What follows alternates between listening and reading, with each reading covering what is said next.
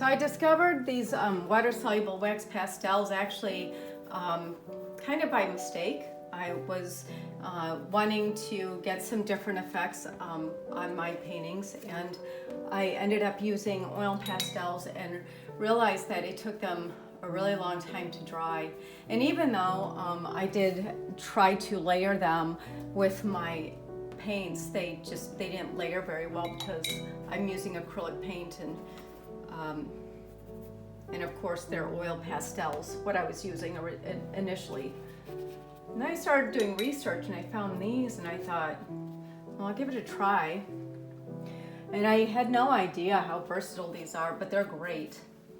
I love them. I use them in all my paintings now. And again, I'm just coming in with my non-dominant hand and making marks with it. And then using my dominant hand to move the water around to diffuse my marks.